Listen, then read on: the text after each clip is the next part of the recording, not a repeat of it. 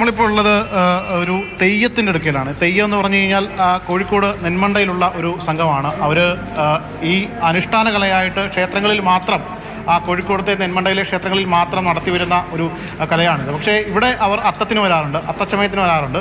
ഇത് രണ്ട് തെയ്യങ്ങളാണ്. ഇത് നമുക്ക് അവരോട് ചോദിക്കാം, ഈ ഒരു തെയ്യത്തിൻ്റെ പ്രത്യേകത.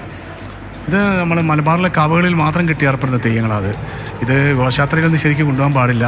പിന്നെ തൃപ്പൂണിത്തുറയിൽ അത്താഘോഷം എന്ന് പറയുന്നത് ഒരു അനുഷ്ഠാനപരമായിട്ടുള്ള ഒരു കാര്യമായതുകൊണ്ട് ഞങ്ങൾ ഇവരെ റിക്വസ്റ്റ് പ്രകാരം വന്ന് രണ്ട് തെയ്യം ചെയ്ത് പോകുന്നതാണ്. ഈ തെയ്യത്തിൻ്റെ പേരെന്തൊക്കെയാണ്? ഇത് ഭഗവതി, ഒന്ന് ഭഗവതി, ഒന്ന് വേട്ടയ്ക്കൊരു മകൻ. ഇത് രണ്ടും കാവുകളിൽ മാത്രം ചെയ്യുന്ന കാര്യങ്ങളാണ്. ചോദ്യം ചെയ്യപ്പെടാറുണ്ട് അധികവും, എന്തുകൊണ്ടാണ് ഇങ്ങനെ പുറത്തേക്ക് പോകുന്നതെന്നുള്ളത്.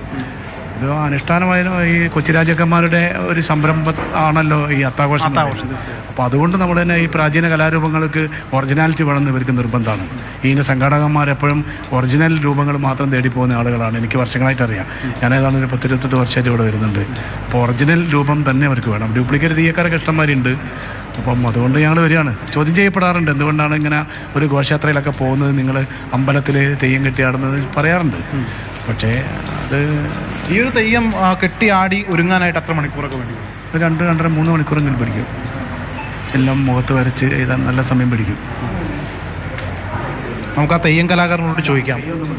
വേണ്ടില്ല, തെയ്യം വേണ്ടില്ല. കഴിഞ്ഞ പ്രാവശ്യം തെയ്യം വർത്താൻ പറഞ്ഞിട്ട് പ്രശ്നമായിരുന്നു ആണല്ലേ. എന്തായാലും അത് 2-2.5 മണിക്കൂറോളം ഇങ്ങനെ തെയ്യം കെട്ടി ആടുന്ന ഇതാണ്. ഈ തെയ്യത്തിൻ്റെ പേര് ഇതാണ് നമ്മളിപ്പോൾ കാണുന്നത് ഭഗവതി തെയ്യമാണ്. ഈ ഭഗവതി തെയ്യം അതിൻ്റെ ഒരു പൂർണ്ണതയിലേക്ക് എത്തിയിട്ടില്ല. അതിൻ്റെ അവസാനവട്ട മിനുക്കുപണികളിലൊക്കെയാണ്. തൊട്ടപ്പുറത്ത് നമുക്ക് ദൃശ്യങ്ങളിൽ കാണാം വേട്ടയ്ക്കൊരു മകൻ. വേട്ടയ്ക്കൊരു മകനൊക്കെ നമുക്ക് ഒരുപാട് ചരിത്രങ്ങളൊക്കെയുള്ള ഒരു തെയ്യാന്ന് തോന്നുന്നത്. വേട്ടയ്ക്കൊരു മകൻ കുറേ ചരിത്ര സംഭവങ്ങളൊക്കെ ഉണ്ട്, അതിൻ്റെ ഐതിഹ്യങ്ങളെല്ലാം ഉള്ളതാണ്. ഇപ്പോൾ എന്തായാലും ഇവിടെ പറയാൻ ഉദ്ദേശിക്കുന്നില്ല. കുറച്ച് കാര്യങ്ങളൊക്കെ ഉണ്ട്. അപ്പോൾ ഒരു ഡ്യൂപ്ലിക്കേറ്റ് തെയ്യത്തിൻ്റെ മോഡലല്ല. കാരണം എന്ന് വെച്ചാൽ ഒറിജിനാലിറ്റി ഉള്ള തെയ്യമാണ്. അതേസമയത്ത് ഡ്യൂപ്ലിക്കേറ്റ് തെയ്യക്കാർ കണ്ടമാനം ഇറങ്ങിയിട്ടുണ്ട്.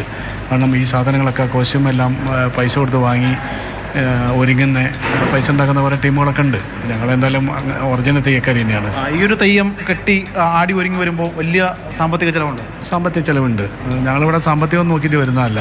കാരണം തൃപ്പൂണിത്തുറ അത്താഘോഷത്തിൻ്റെ ഭാരവാഹികൾക്ക് ഒറിജിനൽ സാധനങ്ങൾ തന്നെ നിർബന്ധമാണ്. അത് വർഷങ്ങളായിട്ട് അവർ അത് തേടിപ്പോകുന്ന ആളുകളാണ്.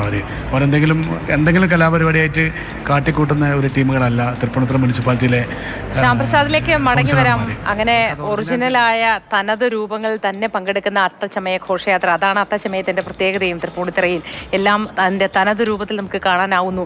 ഇൻസ്റ്റന്റായി മാർക്കറ്റിൽ കിട്ടുന്നവ ഉപയോഗിച്ചുള്ള അഡ്ജസ്റ്റ്മെന്റ് പരിപാടിയല്ല എന്നാണ് ആ ചേട്ടൻ പറഞ്ഞതെന്ന് മനസ്സിലാവുന്നത്.